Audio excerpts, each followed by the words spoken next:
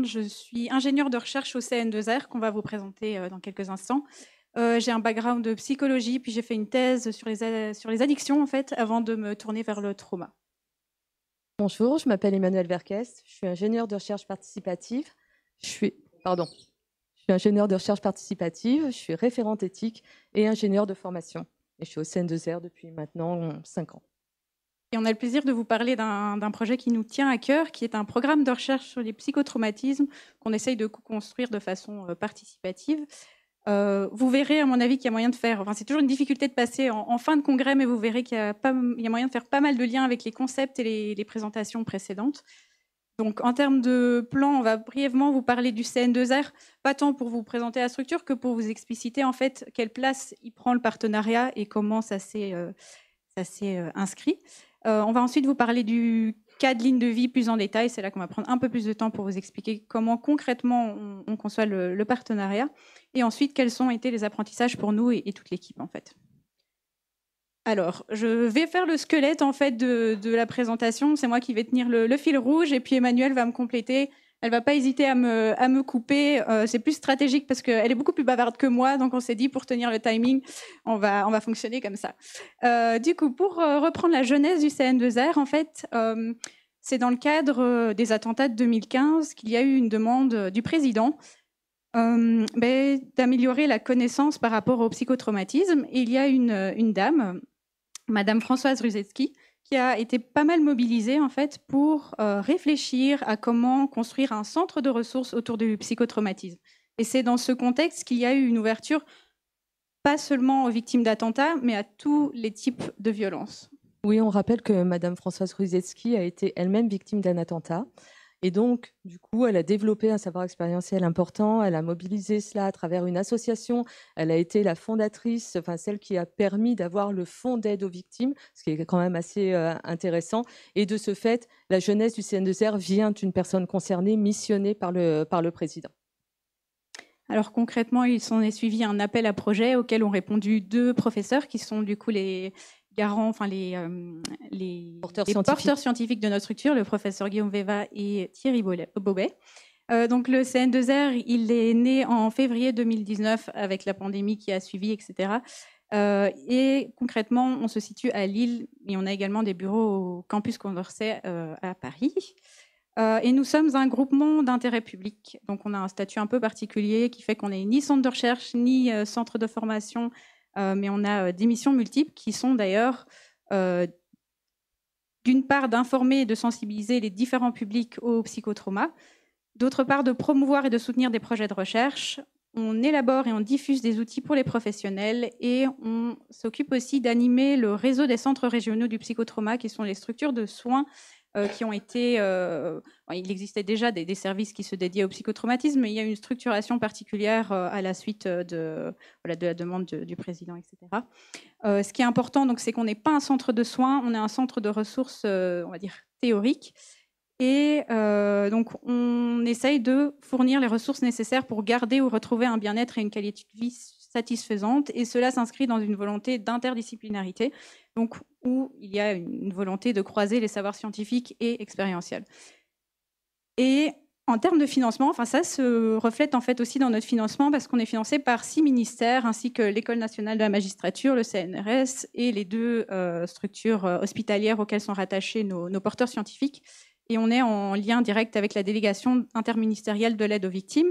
Je vous en parle juste pour vous dire que voilà, ça représente du coup un panel très large on va dire de victimes, ou en tout cas il y a des problématiques qui relèvent pas uniquement du soin, mais également par exemple du domaine judiciaire ou etc. Alors, du coup, on comprend que dès le départ, il y a eu une volonté d'intégrer les personnes concernées dans les différentes actions du CN2R. On s'est vite rendu compte que c'était pas si simple. Donc, hop, on vous propose de retracer en quelques mots un petit peu quelle a été notre histoire avec le partenariat qui, voilà, finalement n'a pas été très linéaire. Et Emmanuelle pourra vous en témoigner. Alors, en fait, on a commencé par une injonction, clairement. Il y a eu une injonction au partenariat. un des deux porteurs scientifiques voulait du partenariat, c'était indispensable, déjà du fait de la présence de Françoise Rudziecki, et vouloir du partenariat et faire du partenariat et acculturer une équipe, c'est pas simple. Donc on s'est un petit peu tous confrontés à la réalité du partenariat, que ce soit les patients partenaires et l'équipe du CN2R, ce qui fait qu'on a eu une évolution en 2 temps. Là, on a une durée de vie ça fait à peu près 5 ans qu'on est existant, et on va dire que pendant les 3 premières années, on a fait des essais-erreurs. On a tenté de faire du partenariat, mais on avait des difficultés clairement structurelles, du fait de la pandémie par exemple, être à distance, ne pas se rencontrer réellement. Et puis, on avait structuré le partenariat avec une communauté, c'est-à-dire qu'il y avait un groupe de patients d'un côté, l'équipe du CN2R de l'autre, avec un coordinateur qui était lui-même à distance et qui travaillait les 2 côtés séparément. Donc, ça posait quelques soucis. Et donc, on avait un rapport au partenariat qui était un petit peu balbutiant. On se posait beaucoup de questions. En fait, tout simplement, on ne savait pas trop ce que c'était, ni les uns ni les autres. C'est-à-dire que même les patients eux-mêmes n'étaient pas formés au partenariat, ce qui fait qu'on était là avec, les patients avaient parfois un sentiment d'obligation de dévoiler leur trauma, ce qui n'était pas du tout approprié et qui n'était pas voulu non plus, mais du fait que ce n'était pas trop structuré, trop cadré, ce sont nos erreurs. Et je trouve que c'est important de le dire parce qu'on vante beaucoup le partenariat, mais on ne dit pas des fois de quelle manière ça se passe pas bien. Il faut être honnête sur notre parcours. Et pour nous, c'était important parce qu'on a capitalisé aussi sur les choses qui se sont bien passées. Parce que pendant ce parcours, nous avons eu quand même des projets qui ont bien fonctionné en partenariat et on a tenté de savoir pourquoi. Et ensuite, on a fait un audit parce qu'on s'est dit vraiment il y a un problème, mais ça ne va pas comme on veut. Et cet audit, eh bien, ne serait-ce que de se préparer à l'audit, ça nous a déjà mis en action. On a commencé à réfléchir sur nos pratiques et ne serait-ce que la préparation de l'audit pour l'entièreté de l'équipe et des patients partenaires a été une occasion de relever les points positifs, les points négatifs et ensuite on a pu capitaliser dessus. Je pense que ce qui est important de préciser aussi, c'est qu'on a du coup arrêté ce système en communauté. Et on a commencé à fonctionner par projet, donc avec une présentation à chaque fois des projets et puis des demandes qui pouvaient émerger à la fois des personnes concernées et à la fois de l'équipe. Et donc, on est passé d'un départ plutôt consultatif à vraiment une construction des projets dès le départ tous ensemble. Alors, un point très important pour nous aussi, on s'est rendu compte qu'une partie du problème venait sûrement du fait qu'en fait, on ne s'était pas mis d'accord sur ce qu'on entendait tous ensemble par savoir expérientiel. Et finalement, on l'a assez peu abordé pendant les présentations. Ici, on s'est axé directement sur partenariat. Mais qu'est-ce qu'on entend vraiment par savoir expérientiel? Donc, on a repris ça un petit peu ensemble. Et voilà, on va vous partager un petit peu nos réflexions. Mais donc, évidemment... par savoir expérientiel, on parle d'expérience directe sans médias, et une analogie qui nous semble intéressante, c'est celle de Nagel qui, en 1974, proposait une réflexion autour de la chauve-souris, parce que finalement, bah oui, on sait ce que c'est une chauve-souris. Le chercheur, sans doute, il sait même mieux que la chauve-souris certains éléments liés à l'écolocalisation, etc. Mais est-ce qu'on sait vraiment ce que c'est d'être une chauve-souris? Donc voilà, l'idée, c'est que le savoir expérientiel, ce n'est pas ce que c'est, mais ce que ça fait. Et nous, un modèle qui nous parle beaucoup par rapport au savoir expérientiel, c'est une proposition assez récente de 2 auteurs néerlandophones, Dings et Strijbost, qui parlent des concepts de réceptivité et d'accordage. Donc je vais être assez brève, mais le point de départ, c'est que l'expérience vécue, elle structure notre rapport au monde en modulant nos expériences ultérieures. On va forcément être un petit peu différent à la suite de nos expériences. Et ils traduisent cela par une modification de ce qu'ils appellent notre profil de réceptivité, c'est-à-dire notre façon de percevoir et de répondre aux informations de notre environnement. Et cette façon de répondre, ça implique un côté action, qu'on lie au savoir, avec l'idée que la connaissance, c'est venir rassembler les choses, et puis le savoir, c'est venir le transformer dans une forme d'action qui permet un changement. Et leur deuxième concept, c'est celui de l'accordage, et l'idée, c'est qu'on peut mettre cette réceptivité à profit pour autrui en fonction de nos capacités d'accordage, qui sont finalement nos capacités à nous adapter au vécu de l'autre. Et on peut rapprocher ça à une forme de syntonie ou de synchronisation avec autrui. Et donc, dans ce contexte, on peut considérer le savoir expérientiel comme des compétences perceptuelles et agentielles qui permettent d'évoluer dans un monde, un environnement aux possibilités d'action qui sont transformées. Et voilà, ça c'est pour nous en tout cas une définition du savoir expérientiel qui nous parlait pas mal. et qu'on a d'ailleurs travaillé et modélisé dans une future publication d'ailleurs qui est soumise pour l'instant dans l'information psychiatrique. Et je pense qu'Emmanuel prendra plaisir à vous expliquer en quelques mots, on ne rentrera pas dans le détail. Mais... Voilà, alors ici nous avons tenté d'illustrer notre article autour du savoir expérientiel. Donc pour nous, ce qui était intéressant, c'était partir de ce qu'on avait en commun, en considérant que ce qu'on a en commun est plus fort que ce qui nous sépare. Et on s'est dit, voilà, on rentre en maladie et on rentre de manière directe pour le patient, puisqu'il rentre directement, il sait ce que ça fait, mais le professionnel qu'on va consulter connaît la maladie, il sait ce que c'est une manière indirecte de faire l'expérience de la maladie. À chacun, nous allons cheminer ensemble, patients et professionnels. Les uns vont faire une auto-évaluation parce qu'ils auront observé leur comportement, vu ce qui ne fonctionne plus comme avant, ce qui fonctionne différemment, ce qui manque, ce qui ne manque pas. Et puis le médecin a ses critères diagnostiques. Donc on voit ce qui nous rassemble et en même temps ce qui nous divise, c'est-à-dire qu'on a bien entendu une asymétrie ici qui est logique du fait des connaissances directes, enfin de l'accès direct et indirect à la maladie. Ensuite, on passe au niveau de connaissance, c'est-à-dire qu'une fois que nous avons vécu cette maladie, eh bien, nous avons ces observations et nous avons une connaissance expérientielle qui va être de l'ordre de l'académique et de la clinique pour le professionnel et de l'expérience pour le patient. Mais est-ce que vivre une maladie, c'est avoir un savoir expérientiel? Et ça, c'était bien la question qui était posée au CN2R, c'est-à-dire on se posait tous la question, c'est quoi ce savoir expérientiel? Eh bien, dès lors qu'on a une connaissance, il faut pouvoir la mettre en pratique, en action. C'est le modèle de Dings dont vous a parlé Coralie à l'instant. Et de cette manière-là, eh bien, les observations, les collectes qui ont été faites par le patient vont devenir des moments d'analyse. Il va croiser les données. Tiens, lorsque je fais ça à tel endroit, de telle façon, il se passe quelque chose, etc., etc. Et il va pouvoir être en capacité de les transmettre à son médecin, mais il peut aussi les transmettre avec ses pairs, parce que c'est aussi une manière de pouvoir avoir accès au savoir, c'est-à-dire de faire référence à un autre et de pouvoir expliciter. Dès lors qu'on va l'expliciter, ça va être beaucoup plus facile. De l'autre côté, enfin, j'ai pas envie de dire de l'autre côté, le professionnel, de son côté, est à la rencontre des patients. Il a l'habitude de voir des patients. Et il va écouter ses patients. Alors, je remercie Pierre, je ne sais pas s'il est là, mais pour la justice épistémique, vous êtes tous enseignés là-dessus depuis ce matin.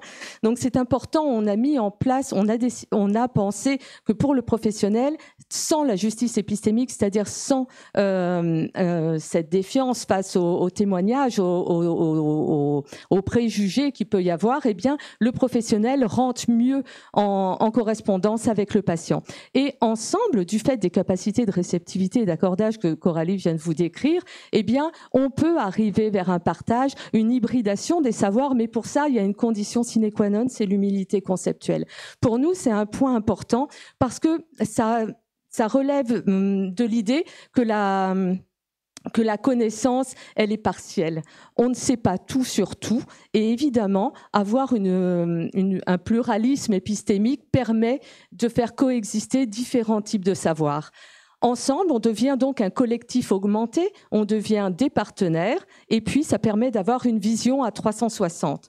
Entre-temps, nous pouvons voir des zones de porosité. Les zones de porosité, elles sont visibles pour les patients très rapidement. C'est quand on parle de notre expérience, par exemple, et qu'on va en parler aux professionnels, ça match tout de suite. Ça, c'est une zone de porosité. Ça veut dire que ça fait sens pour les deux. Et puis, il y a les zones de porosité nommées ici potentiel de reproductibilité. C'est ce que Diane, je ne sais pas si elle est là, c'est ce que Diane avait dit hier matin dans les savoirs rares. C'est là où c'est pas encore inscrit dans les livres, mais ça fait sens pour le professionnel. Parce que dans sa clinique, parce que dans tout ce qu'il entend, il y a quelque chose qui résonne, qui fait qu'il faut aller creuser ça. Et là, ce sont les zones de porosité. Tout cela, ça donne le partenariat et nous considérons que ça concourt elle me coupe, vous avez vu, que ça concourt au rétablissement. Et j'ajouterais juste une chose, c'est que ce qu'on aime dans cette vision des choses, c'est que finalement, le savoir du patient, ou de la personne concernée, et le savoir du professionnel peuvent être vus comme deux façons, deux modalités de s'adapter en fait à la réalité de la maladie. Alors, on va passer à Ligne de vie. Donc, qu'est-ce que c'est Ligne de vie? C'est un programme de recherche sur les psychotraumatismes qui est basé sur une plateforme digitale. Donc, concrètement, en fait, c'est une plateforme, une web application sur laquelle il y a possibilité de mener une diversité de recherches en lien avec les psychotraumatismes. Alors concrètement, pour vous expliquer un peu le cheminement, tout ce projet, il a été conçu et réfléchi avec un comité de pilotage qui comprenait dès le départ une partie de chercheurs et puis des personnes concernées également. Et comme on vous a parlé d'un avant et après, c'est venu au fur et à mesure du travail, parce que ça a pris quand même quelques années en réalité, cette équipe s'est étoffée et donc on a eu l'ajout de différentes personnes avec des profils différents. Donc on était chercheurs, personnes concernées. Ensuite, Emmanuelle est venue se greffer comme référente aussi au projet pour nous aider à réfléchir à la méthodologie, parce que finalement, on échangeait, on travaillait ensemble dès le départ, mais concrètement, on n'arrivait pas trop à formaliser notre façon de travailler. Et donc, c'est dans ce cadre-là qu'on a réfléchi tous ensemble à quel modèle de recherche participative on souhaitait adopter. Et donc, on a regardé une série, on s'est aussi penché sur le modèle de Montréal, dont on a pas mal parlé ces jours-ci, en tout cas les a cités. Et nous, on s'est tourné vers la CBPR, qui est la Community-Based Participatory Research for Health. Bon, je dis à moitié en français, à moitié en anglais. Et du coup, c'est un modèle qu'on a choisi parce qu'il nous semblait... en fait, c'est un modèle qui se base pas mal sur les valeurs et ça nous semblait pas mal en accord avec nous. Concrètement, ce modèle, il se base sur 9 principes et 2 concepts. Donc, je ne vais pas tous les citer, mais ce sont des concepts et des principes que du coup on a parcourus ensemble, sur lesquels on s'est questionné, qu'on s'est mis d'accord. Et donc parmi les principes, il y a par exemple reconnaître la communauté comme une unité d'identité, s'appuyer sur les forces et les ressources de la communauté, favoriser une coopération équitable et réciproque, etc. Et ce qui était vraiment important, évidemment, ce sont aussi ces 2 concepts qui sont l'humilité culturelle et la sécurité culturelle, que l'on peut très fort rapprocher en fait de la justice épistémique et l'humilité conceptuelle dont on vient de parler. Je ne sais pas si tu veux ajouter. Oui, j'ajoute juste un mot, c'est-à-dire que décider d'un modèle et l'appliquer, c'est encore une autre chose. C'est-à-dire que c'est très très joli sur le papier quand on voit tout ça, et puis dans la réalité, il va bien falloir l'appliquer. Donc c'est la raison pour laquelle on a choisi, et c'est peut-être l'angle aussi de l'éthique qui est ma discipline principale, qui a permis d'arriver à ce modèle-là, parce que je voyais qu'il y avait des valeurs communes très importantes, mais qui n'étaient pas vraiment mobilisées en fait. Elles ne faisaient pas socle commun. Et du coup, le cadre de cette méthode participative permettait de faire émerger les valeurs communes, et ça nous mettait un terreau commun très favorable à une émergence de participation des 2 côtés. Et concrètement, moi, c'est un outil qui m'aide beaucoup par rapport à ce modèle. C'est de revenir à l'éthique, comme vient de le dire Emmanuelle, et de mettre ça en lien avec les sentiments et les émotions que les principes éthiques peuvent en fait éveiller, susciter. Donc, par exemple, l'autonomie en lien avec le respect et la considération, bienveillance, compassion, sympathie, ce genre de choses. Et surtout, on s'est posé des questions. Donc, on a trouvé des questions qui pouvaient se rapprocher de ces concepts. Et on s'est dit, c'est des choses qu'on doit garder en tête tout au long de notre travail et pouvoir revenir dessus et se dire, est-ce que c'est OK pour moi, par exemple? Est-ce que je me suis respectée? Est-ce que je me suis sentie respectée? Et ce sont un peu des marqueurs pour tout au long du travail, à la suite d'une réunion. Est-ce que c'est OK pour moi ou non? Et puis on s'est mis d'accord sur le fait qu'on pouvait tous ensemble y revenir si nécessaire. C'était l'intérêt d'avoir les émotions en positif. C'est-à-dire que là où généralement les émotions, on tente à les lisser, on l'a entendu à différentes reprises, notamment pour les patients partenaires à qui on demande d'être très lisses sur leurs émotions, et bien là, en fait, c'était l'occasion pour chacun d'avoir un pont commun encore autour des valeurs.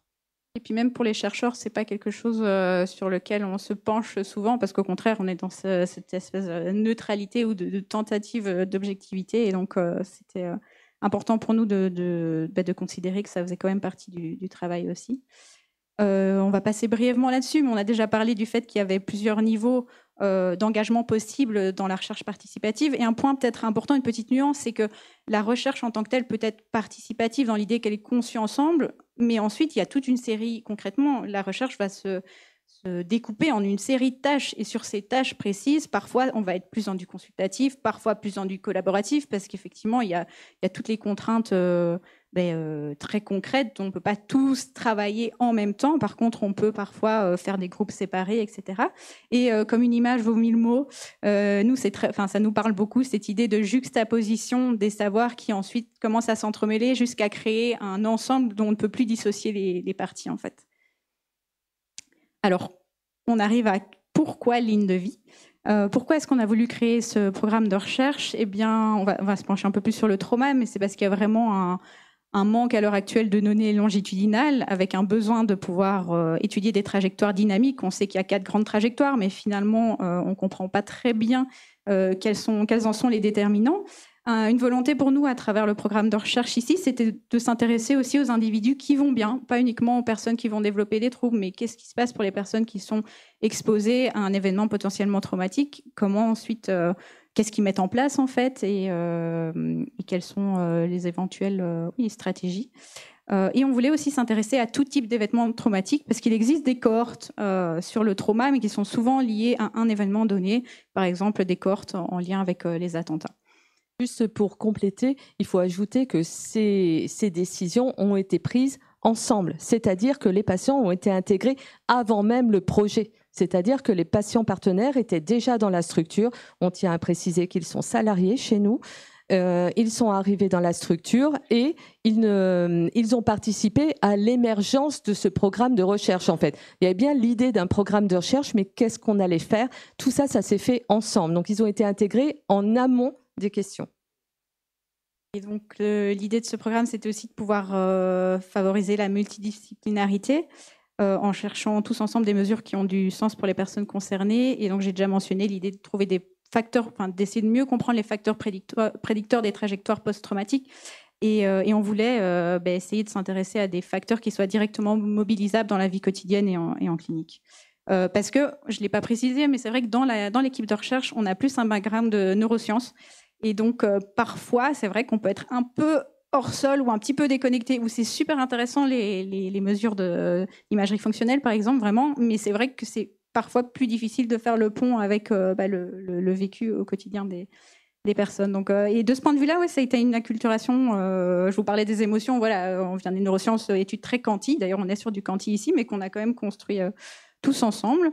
Et on a réfléchi aussi dans l'idée de l'éthique de la recherche. Donc, pourquoi est-ce qu'on le faisait aux bénéfices à long terme pour les participants, avec l'idée de vouloir ramener la réalité de la recherche à la réalité de ses effets pour le patient. Donc, je ne vais pas tout vous citer, mais évidemment, il y avait l'idée de mieux prédire la survenue au nom de troubles, identifier les facteurs de risque de protection, mais aussi ouvrir nos perspectives à ce qui aide, au-delà de nos représentations classiques de qu'est-ce que le soin.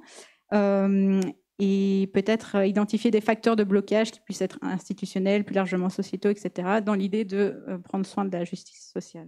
Alors là, on en parle très rapidement, mais je peux vous dire que ça a été des séances et des séances de discussion houleuses entre les neuros et les patients partenaires. Moi, je me suis un peu arraché les cheveux, mais on a réussi à tous ensemble, encore une fois, en communiant sur nos valeurs, à réussir à produire tout ça. Mais ça a pris beaucoup de temps. Et la temporalité est un facteur considérable dans la recherche participative de notre côté, en tout cas. Alors, pourquoi avoir choisi une web application modulable? Pour pouvoir essayer de toucher un public large et diversifié. On voulait essayer de recruter hors des lieux de soins.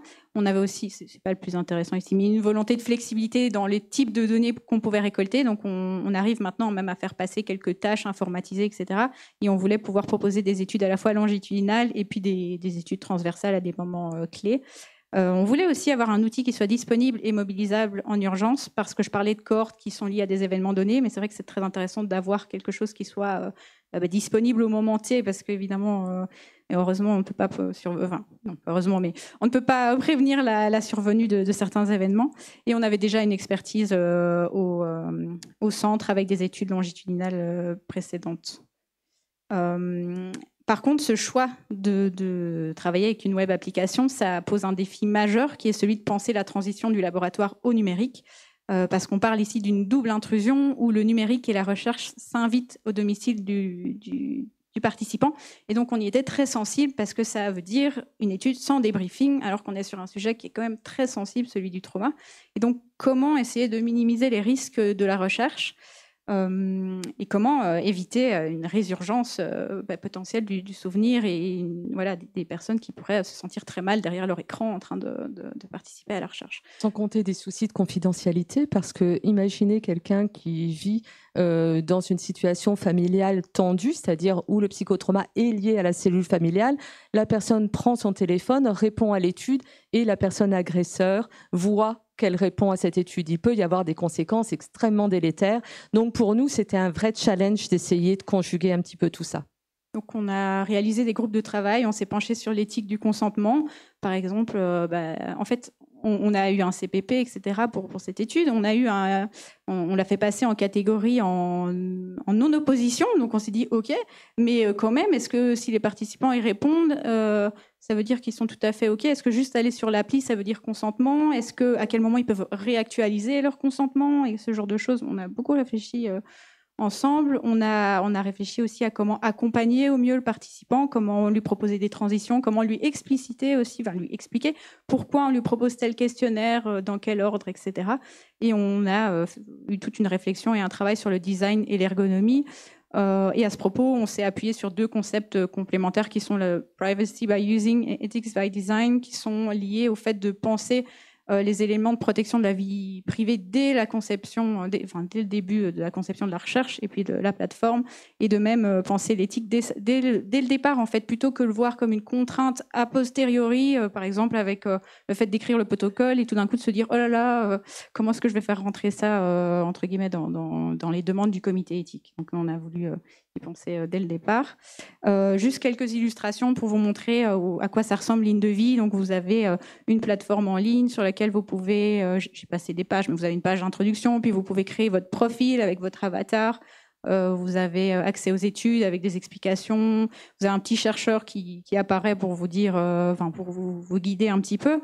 Ensuite, il y a le déroulé des études, etc. Et il y a aussi systématiquement un bouton SOS sur la page au cas où la personne ressentirait le besoin de demander de l'aide. Et donc, il y a des numéros d'accès, etc. Il y a également des éléments de ressources, donc tous des livres, des films, etc., des ressources sur le sujet, et puis des espaces de détente avec des pratiques de cohérence cardiaque, un jeu, différentes choses. Oui, parce que répondre à des questions sur un sujet aussi difficile qu'un psychotraumatisme d'origine généralement interpersonnelle, c'est aussi se mettre à l'épreuve soi-même. Et pour nous, il était essentiel que les participants puissent avoir des moments de respiration. Pour autant, on essayait de faire en sorte d'avoir une économie de l'attention au numérique, c'est-à-dire de ne pas passer trop de temps sur l'application de recherche non plus, de ne pas passer trop de temps à parler de tout ça. Donc en fait, on a fait un vrai travail. 5 minutes, on est cuit. Mais c'était un vrai travail de conception et qui a demandé là encore une méthodologie. On va vous en parler. Oui. On est directement dans le lien. Il y avait la question de comment est-ce qu'on aborde l'événement potentiellement traumatique en considérant l'équilibre entre le risque et les bénéfices. Quelles données étaient vraiment utiles en fait, parce que avec le trauma, il peut y avoir une volonté parfois de demander des informations dont finalement on va dans tout type de recherche d'ailleurs, quelles sont vraiment les informations dont on a besoin pour répondre à nos hypothèses. Donc on a réfléchi à la notion de pudeur aussi, comment est-ce que qu'est-ce que ça suscite en fait chez l'autre de poser les questions, parce que si on était en entretien en face, en fait on serait un peu, on n'aurait pas le même rapport à la personne en face. C'est ça, que quand on lui pose un questionnaire en ligne comme ça en fait, et moi c'est quelque chose qui m'a beaucoup questionné. Je me suis dit mais moi j'ai l'habitude de lancer des choses comme ça sans trop me rendre compte. Ça a contribué à me rapprocher entre guillemets du participant. Et là, cet espace-là est précisément à un endroit, à un moment de cette conception. C'est lorsqu'une des chercheuses a dit « Moi, je veux absolument que les participants décrivent ce qu'ils ont vécu. » Et là, je peux vous dire que tous les patients partenaires se sont levés d'un coup et ont dit « Non ». Et après un gros échange de « Oui, non ». Oui, non, on a fini par savoir mais pourquoi tu veux ça en fait. Et lorsqu'elle nous a dit pourquoi, pour voir si ça rentrait dans la catégorie A, je crois, du critère A du DSM, eh bien, on a réussi à se convaincre ensemble, à se dire ok, tu veux tes données, puis nous on veut pas te les donner comme ça parce que ça va être trop dommageable en fait. Donc on va faire autrement. Donc ça veut dire modifier des questionnaires.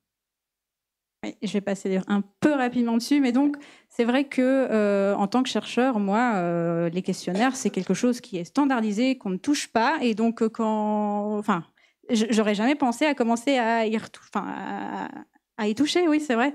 Au départ, on était un petit peu réticents, hein, côté recherche, en se disant mais non, mais ça va fausser les résultats, etc. Et puis la réflexion, elle a évolué, et en fait, on a oui, je vais pas tout décrire, mais en fait, il y a eu tout un travail des questionnaires par les personnes. Oui, en fait, c'était très simple. C'est-à-dire, on s'est dit, bah, écoute, il n'y a pas de problème. On peut répondre à des questionnaires mal traduits, redondants, etc. Mais tu vas perdre la moitié de tes patients en cours de route, tes participants. Et puis, ils vont pas avoir des vraies données. Tes données vont pas être authentiques. Donc, nous, il nous importait d'avoir un soin aux participants. Et du coup, parce que les participants étaient des potentiels patients, voilà, qui avaient vécu des choses potentiellement traumatiques. Et pour nous, il était important d'apporter un soin. Et donc, du coup, on s'est confrontés. Puis, on a réussi quand même à obtenir un dialogue efficace. On a travaillé ensemble, on a modifié des questionnaires, mais on n'a pas modifié la psychométrie. Il y a eu un travail d'orfèvre entre enfin, je vais préciser, pas. Ouais. quand on fera des analyses psychométriques a posteriori pour vérifier exactement. Oui. Mais disons qu'on a réfléchi ensemble, et donc il y a quelques exemples concrets. Par exemple, dans un questionnaire qui s'intéresse au stress aigu, il y avait la question « je voulais que ça s'arrête, mais je n'y arrivais pas ». Et là, les personnes concernées nous ont dit « oula, mais non, vous ne vous rendez pas compte de ce que ça peut impliquer en fait pour nous de lire ça ». Et donc il y a eu une série d'items comme ça où on s'est dit ok, en fait il y en a qu'on a enlevé parce que ça ne nous semblait pas pertinent, et puis de nouveau il y a cette dimension numérique, on n'est pas à côté d'un clinicien qui peut aussi nous aiguiller sur comment comprendre l'item éventuellement, ce genre de choses. On a enlevé mort violente parce qu'il y avait une possibilité de dire ça m'est arrivé, mais voilà, personne n'est pas décédé. En fait, il y avait une différence entre les questions, les échelles. Il y avait une question de traduction, il y avait une question de passation confortable ou pas. Globalement, c'est là-dessus qu'on a travaillé. Tout à fait. Alors, je passe aux apprentissages. Là, on rejoint ce que d'autres équipes vous ont déjà indiqué, mais évidemment, on a dû relever toute une série de défis organisationnels, à commencer par la modalité hybride. Modalité hybride, je parle ici plutôt du fait que les patients partenaires n'étaient pas toujours au centre. Et donc, entre nous, dans l'équipe, on pouvait avoir des réflexions au quotidien dont ils n'étaient pas toujours les témoins. Et donc, parfois, ce n'était pas non plus facile de raccrocher comme ça plus ponctuellement. Enfin, ils étaient là, mais voilà. D'où l'intérêt de faire des groupes de travail où on était tous ensemble et faire des points réguliers. Du coup, ça nous évitait ces espaces difficiles. Il y a la question de réguler les enjeux de pouvoir qui a évolué au fur et à mesure, mais malgré le fait d'avoir un cadre, de se dire de réfléchir à comment faire, c'est pas toujours facile.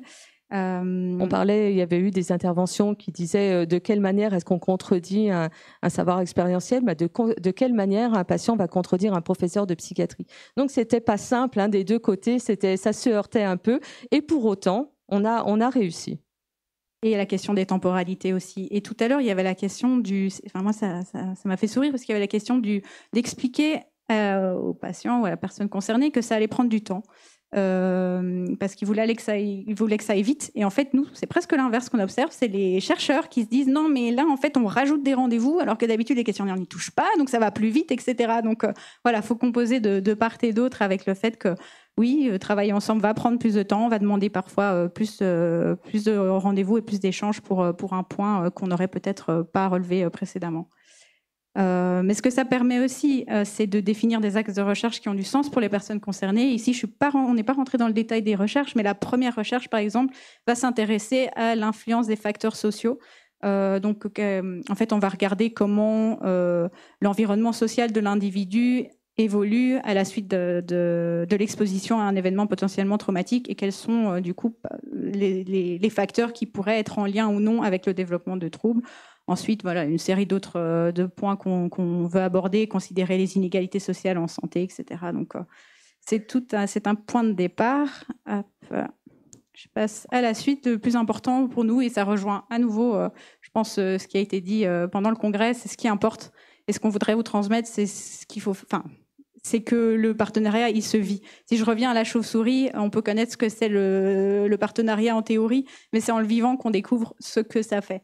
Et c'est pour nous un processus d'apprentissage mutuel et qui est continu et qui se poursuit. Et de notre point de vue, ce partenariat il permet de contribuer à augmenter notre réceptivité et notre accordage.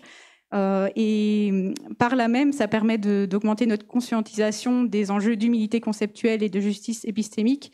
Et ça permet une meilleure régulation des enjeux de pouvoir.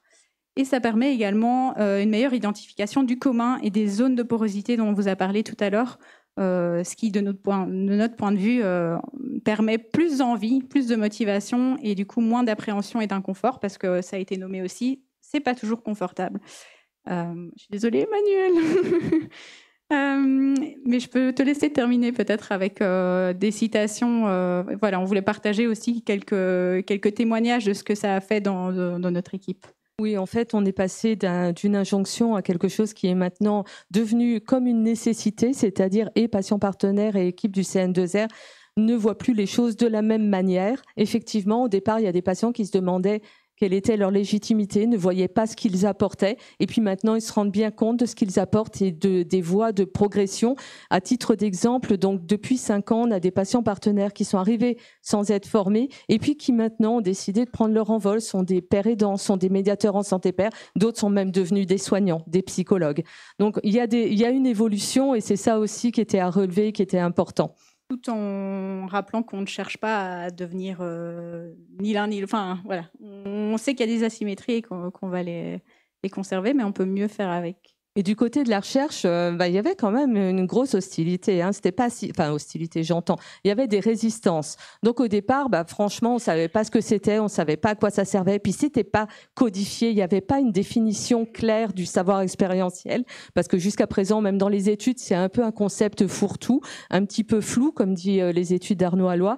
Et ce qui fait que c'était pas très concret. Dès lors qu'on est rentré dans le concret, dans les groupes de travail, qu'on a vu l'application des choses, les chercheurs se sont automatiquement mis dedans et là tout a changé et c'est pour ça qu'on dit qu'il faut le vivre, le partenariat, parce que c'est à partir de ce moment-là que les choses évoluent. Bien sûr, pour nous, ça reste aussi un gros travail autour des valeurs communes.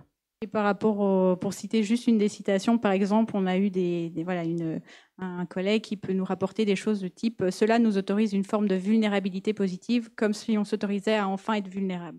Je vous laisse sur la réflexion, il y aurait des choses à dire de plus. Et pour terminer vraiment sur des perspectives des perspectives générales, mais donc apprendre de ses erreurs, mais aussi capitaliser sur ce qui a fonctionné, mais on l'a déjà mentionné. Ce qui est important pour nous aussi, c'est de consigner la démarche, pour pouvoir garder une trace de ce qui a fonctionné, pas fonctionné. Et puis, on voudrait s'inscrire dans une démarche d'évaluation aussi de notre processus. Appuyer l'acculturation mutuelle, dont on a déjà parlé aussi à travers ces 2 journées, et puis à oser aller plus loin. Donc nous, par exemple, les questionnaires, pourquoi pas les construire directement avec les patients partenaires plutôt.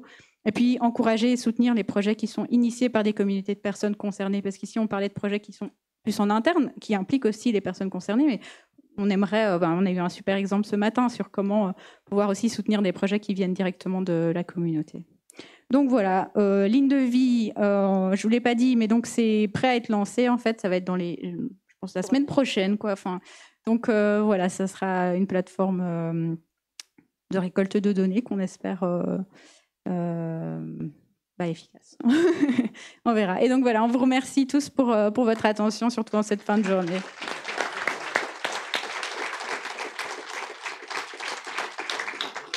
Merci beaucoup. On a le temps pour 1 ou 2 questions quand même.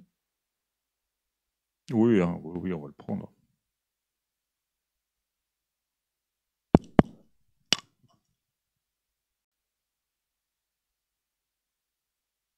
Allô, oui, c'était intéressant. Je me demandais, vous parlez de réguler les enjeux de pouvoir. De quelle façon ça se fait? Tu sais, comme quand il y a des luttes de pouvoir, quand il y a des enjeux de pouvoir, puis tout ça, de quelle façon c'est déconstruit ou de quelle façon? Parce que dans l'expérience que j'ai, souvent, les gens qui sont un peu victimes de ces luttes de pouvoir-là vont partir, puis c'est les gens au pouvoir qui vont rester. Est-ce qu'il y a une façon de protéger un peu les gens, tu sais, qui dans ces genres de relations-là, ou tu sais...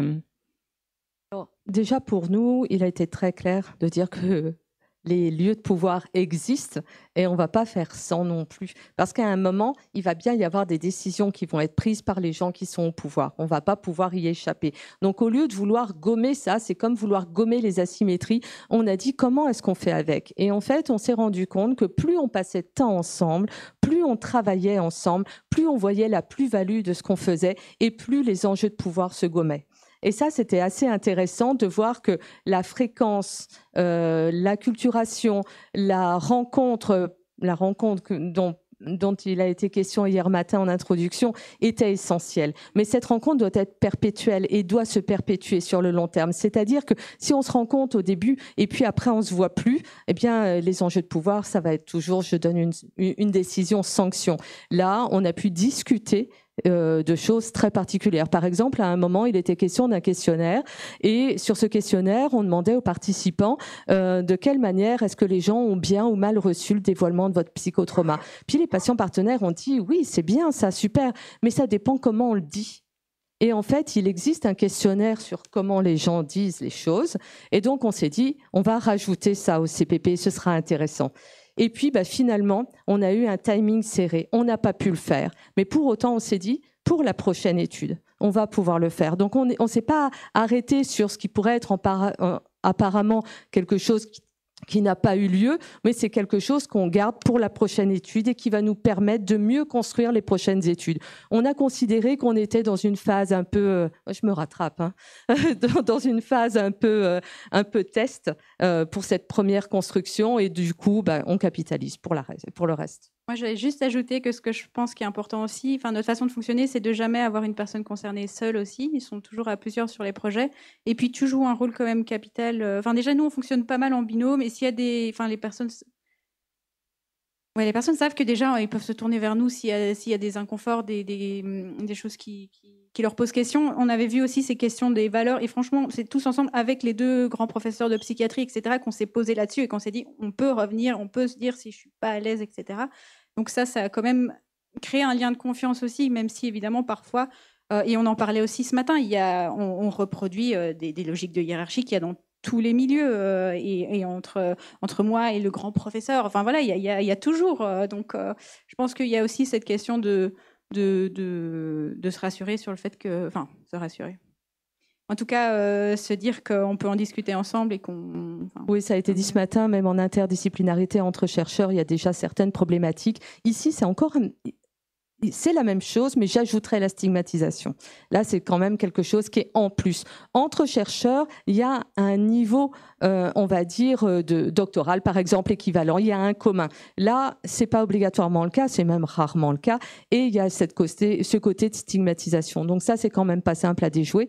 Mais pour autant, ici, on s'est appuyé aussi sur des modalités de travail, c'est-à-dire ne pas travailler en grand groupe, être en capacité de travailler en petits groupes et multiplier les efforts, en fait. Donc, du temps, une architecture particulière, un travail sur les valeurs approfondi. Et puis, c'est toujours l'humain. Et on a la chance de travailler avec des collègues et des psychiatres et des médecins très, très humains, je veux dire. Une autre question, Benjamin? Alors, c'était pas forcément une question, plutôt une critique. Non. une observation sur laquelle vous pourrez rebondir ou pas. C'est vrai que, comme on approche de la conclusion, peut-être je me permets aussi de faire des liaisons sur les autres interventions. Déjà, bravo pour la qualité scientifique de votre présentation, mais aussi comment vous l'avez rendu accessible dans votre présentation. Au moment de la modélisation, la remarque que je me faisais, parce que j'avais peut-être immédiatement des questions à vous amener ou des questionnements à vous amener, mais justement, cette modélisation, cette conceptualisation publiée ou bientôt publiée, va permettre, je crois, d'argumenter et d'asseoir aussi ce débat et un positionnement épistémologique et c'est particulièrement nécessaire, j'ai l'impression, au regard des diverses interventions. On a parlé d'ombrage, il y a quand même ce niveau d'invisibilité qui est à certains endroits et on a besoin, je crois, beaucoup de ces travaux aujourd'hui pour continuer, peut-être sur la forme du militantisme, peut-être, mais d'aller le travailler et merci pour ça, c'est important. Je crois que ce niveau de reconnaissance, il a plusieurs niveaux, de façon plus informelle, au moment du repas à table, on a parlé des grandes difficultés aussi. Aller l'imposer, ces travaux-là, et des difficultés dont on voit aussi les inégalités territoriales. Vous entendez mon accent, c'est l'accent du sud de la France, de la ruralité. On est très loin de ces dispositifs. Et c'est juste pour souligner le delta qu'il peut y avoir des fois entre ce magnifique congrès, des réalités de terrain et tout ce qui nous reste à accomplir ensemble. Mais je crois que la thématique de cette année, elle avait une très grande valeur et je crois qu'elle aura une grande utilité sociale à l'avenir. Je vous laisse renchérir. Alors, la modélisation, elle s'est faite dans l'écriture de cet article. Effectivement, cette écriture d'article est arrivée parce qu'il y a une proposition qui nous a été faite, bien entendu, mais ça tombait pile dans notre questionnement. C'était quoi le savoir expérientiel réellement? Comment ça se produit? Comment est-ce qu'on peut modéliser tout ça? Comment est-ce que c'est plus clair pour les uns, pour les autres? Le concept de réceptivité, d'accordage n'est pas toujours très simple. On a vraiment survolé là le modèle. On pourrait vraiment en parler pendant 1 heure sans problème. Concrètement, c'est par exemple lorsqu'on a vécu un événement traumatique ou lorsqu'on vit une pathologie psychiatrique, on se reconnaît entre nous. Alors je dis entre nous parce que je suis une personne concernée aussi. J'ai cette double casquette et je suis aussi proche aidante. Donc ce qui fait que dès lors qu'on se rencontre, eh bien c'est plus facile. Julie, hein, tu peux voir ça. Et puis de la même manière, on peut voir aussi que des fois ça passe bien, puis des fois ça passe pas bien, parce que c'est notre capacité d'accordage qui est faible. Par contre, les médecins, eux, qui ont un accès indirect à la maladie, ils ont un accordage meilleur parce qu'ils ont plus de structure par rapport à ça, et ça vient compenser leur manque de réceptivité du fait du caractère indirect. J'en profite pour replacer un peu sur le sujet, mais parce que c'est important aussi de bien comprendre ce schéma, et pour ça, il faudrait vraiment une explication. Peut-être on fera un tuto avec. Et je pense qu'aussi, ce qui est important, c'est qu'on l'a construit, c'est vraiment arrivé à la fin, on a écrit l'article, et toute une partie de l'article est vraiment basée sur un petit peu une approche phénoménologique de quel a été le cheminement pour Emmanuel, pour nos autres patients partenaires, de comment est-ce que j'ai, moi, compris la façon dont mon vécu s'est formalisé progressivement en un savoir expérientiel. En fait, on a repris ça, et puis on s'est dit que ça formait un tout qu'on pouvait peut-être formaliser de façon cohérente. Donc, Exactement. Puis ne pas oublier qu'avant d'être, entre guillemets, le bon patient, eh bien, on a été aussi un patient en détresse. Et il y a 15-20 ans, on n'aurait peut-être jamais pensé que je serais là aujourd'hui pour faire ça. Donc ça, je pense que c'est important aussi de se dire que le patient qu'on a en face de soi, on ne sait pas son futur. Ce qu'on sait de la maladie, c'est pas ce qu'on sait de son avenir. Et ça, c'est un moment d'humilité important à partager ensemble. Et c'est aussi ce qui se retrouve sur l'humilité conceptuelle. Un grand merci à vous deux pour cette présentation.